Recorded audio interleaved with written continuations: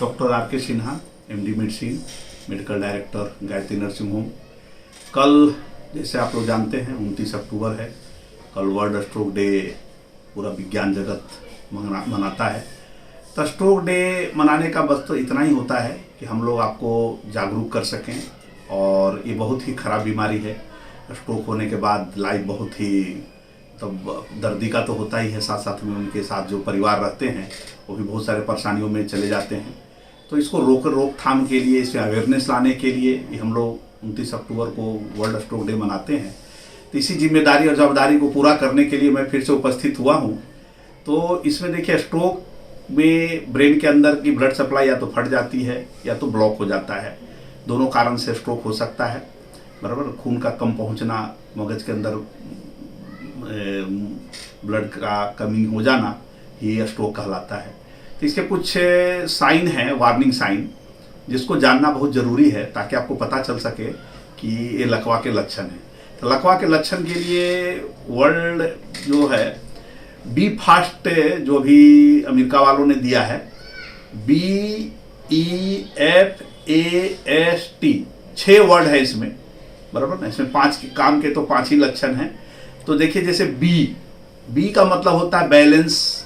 Balance का मतलब अगर आपको बैलेंस गड़बड़ा रहा है, ऐसा लग रहा है कि मैं खड़ा नहीं हो पा रहा हूँ ढंग से, या उठने चलने में दिक्कत हो रही है, या पैर में भारीपन महसूस हो रहा है एक पैर में, तो हो सकता है कि स्ट्रोक का लक्षण हो।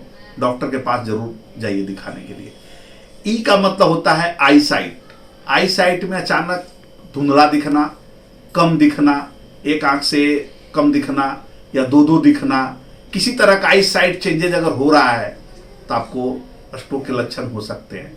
तीसरा है फास्ट में एफ का मतलब होता है फेशियल एसिमेट्री, मतलब एक तरफ का चेहरा जो है उसमें आपको झुक गया, या आँख खिंच गई, या ये जो मुंह है वो खिंच गया, या टिंगलिंग हो रहा है, या झंझनाहट हो रही है, ऐसा अगर कुछ हो रहा है, या भवें जो है एक तरफ की खिंचा गई है, इस तरह का कुछ भी अगर आप महसूस कर रहे हैं तो हो सकता है कि स्ट्रोक का लक्षण हो। आप जरूर मिलिए डॉक्टर के पास।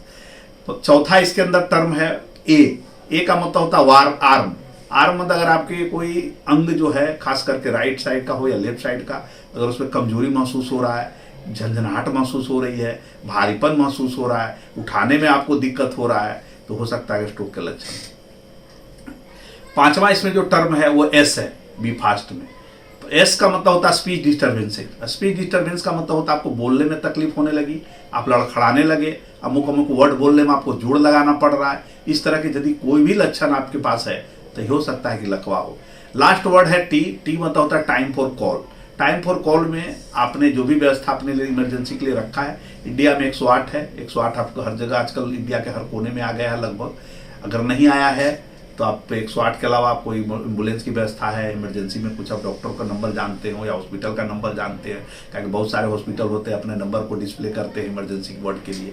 तो अगर कुछ आपने ऐसा कुछ रखा है तो आपको जरूर, नहीं रखा है तो आप जितने जल्दी हो अपने सगे संबंधी को बुलाएं और जितना नज़दीक के कोई भी हॉस्पिटल में पहुंचे।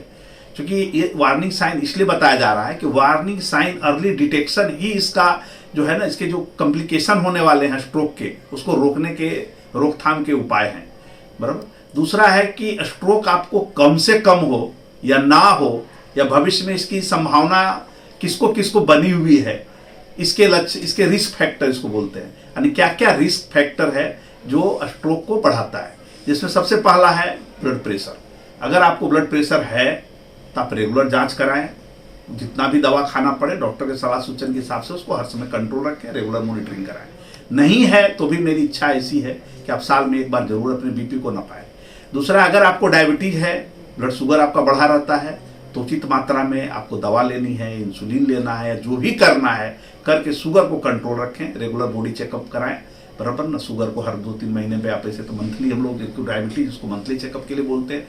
जिनको नहीं है और फैमिली हिस्ट्री है डायबिटीज का, उसको कम से कम 6 महीने पर, साल भर पर एक बार जरूर कराना चाहिए। तीसरा इसमें है चर्बी की मात्रा। अगर चर्बी की मात्रा बहुत ज़्यादा है तो भी आपको उसको लाना है, उसको रेगुलरली 6-6 महीने पर, आपको 3-3 महीने पर कंट्रोल करना है, उसको देखना है, डॉक्टर की सलाह लेकर के उसको कंट्रोल रखें। या तो हाइपरलाइपिडेमिया है या तो डिसलाइपिडेमिया है, दोनों कंडीशन में आपको डॉक्टर की सलाह के अनुसार चलना है दवा खानी है, टाइम टू टाइम जो डॉक्टर बताएं, 3 महीना 6 महीना जिसके हिसाब से आपको उसका चेक कराते रहना, उसको कंट्रोल रखना। तीसरा इसमें वस्तु आता है ओबेसिटी। ओबेसिटी मतलब अगर आपको मोटापा है, BMI आपका बहुत हाई है, बराबर ना, तो भी आपको अवॉइड होने की जरूरत है, मोटापा को घटाने की जरूरत है। कुछ आपको 60% आप डाइट से कंट्रोल करिए, 40% आप एक्सरसाइज करके कंट्रोल करिए, बराबर ना, ओबेसिटी को कंट्रोल करें। कभी कभी ओबेसिटी में दूसरे सब फैक्टर आते हैं, थायराइड बढ़ा हुआ होता है, हाइपर कोलेस्ट्रॉल लेवल हाई रहता है, हाइपर कोलेस्ट्रॉल जिसको बोलते हैं कोलेस्ट्रोलेमिया। अगर इस तरह का कुछ भी कंडीशन, हाइपर अल्डोस्टेरोनिज्म भी हो सकता है, तो ऐसे कुछ भी अगर आपके लक्षण है तो आप डॉक्टर का सलाह लीजिए।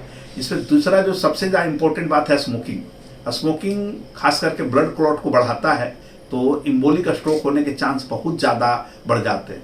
तो आप अगर स्मोकिंग कर रहे हैं तो मेहरबानी करके आप स्मोकिंग को जितना जल्दी हो सके आप उसको छोड़िए, क्योंकि स्मोकिंग एक इंडिपेंडेंट फैक्टर है, अपने आप में इन सबों पर भारी है।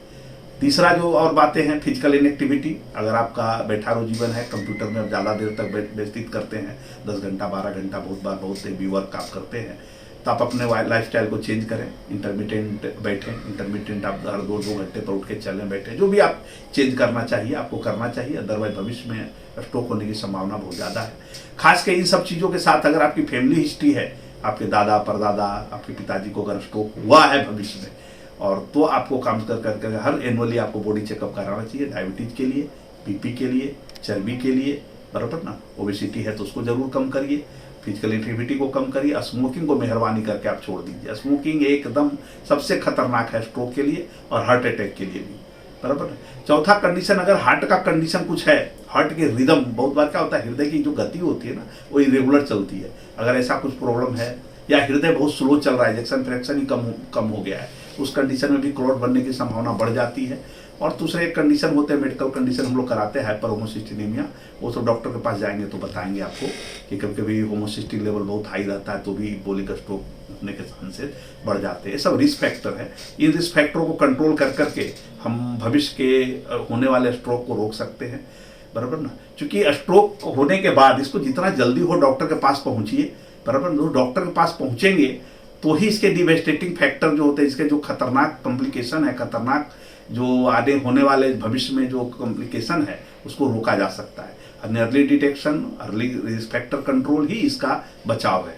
बहुत बहुत धन्यवाद। दूसरा एक बात और कहना है, कभी कभी क्या होता है कि लकवा का असर लगा या हार्ट अटैक आता है तो लोग क्या करते हैं, खास करके लकवे में, लकवा कभी कभी हो सकता है ब्लड के अंदर हेमरेज हुआ हो और लोही पतला होने की दवा खा रहे थे। जितना जल्दी हो लोही पतला होने का दवा नहीं खाना है, बंद कर देना है, बराबर। जब तक कि आपका CT स्कैन या MRI नहीं हो जाता है, जब तक ये पता नहीं चल जाता है, कारण स्टेब्लिश नहीं होता है कि ये इम्बोलिक स्ट्रोक है कि ये हेमरेज है, जब तक आप लोही पतला होने की अगर कोई दवा खा रहे हैं तो ना खाएं। और अगर कभी कभी क्या होता है, पड़ोसियों को सगे को मालूम नहीं होता, वो बोलते नहीं लोही पतला होने का दवा खा लो, बराबर ना, ये क्रिया करके ना करें। CT स्कैन सबसे पहले करवाएं, डॉक्टर के पास मिलें, MRI कराएं, जो भी डॉक्टर सलाह देता है उसके हिसाब से, डॉक्टर की सलाह के हिसाब से पढ़ें। इससे आपका जो कॉम्प्लिकेशन है स्ट्रोक का वो रुक सकता है। बहुत बहुत धन्यवाद। वर्ल्ड स्ट्रोक डे के अवसर पर मैं फिर से आपको बहुत बहुत अवेयरनेस के लिए, आपको जानकारी के लिए साधुवाद देता हूँ, धन्यवाद देता हूँ।